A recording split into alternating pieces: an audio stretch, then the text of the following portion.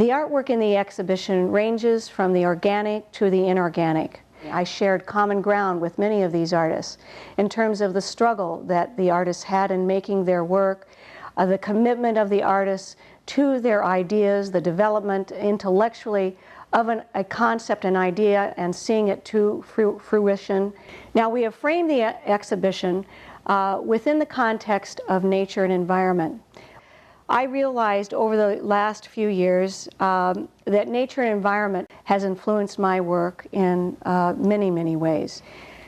But for most of us, when we think of nature, especially here in the Northwest, I think of the expanded vista, the great view of Mount Rainier, or the beautiful vistas of the Palouse where we see wheat waving in the wind, or perhaps an image of a seascape. Whatever nature is to you or to each of us, it is important. We spend millions of dollars a year in terms of trying to cultivate it and keep it safe and tidy, and to surround ourselves with living things.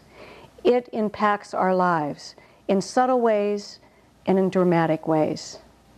Where does the work come from, and why do artists choose to make the work they do? During the last few months, I have visited the studios of most of the artists in the Natural Causes exhibition and asked them questions that pertain to the exhibition.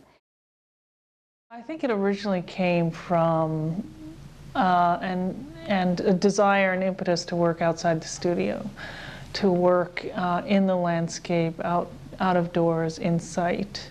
And I started thinking about all the ramifications of a site contextualized piece. And I've always been in the medium of the three dimensions. And I guess with time, you're adding another dimension. So I think we do need to get back to the idea of touch.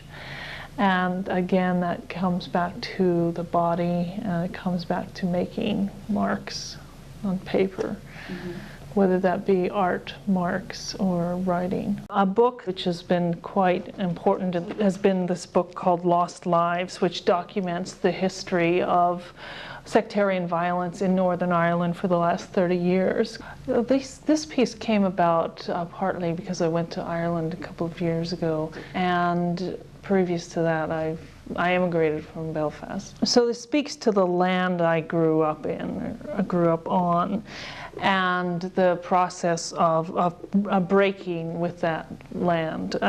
I am combining the land in this piece with linen hankies and working with them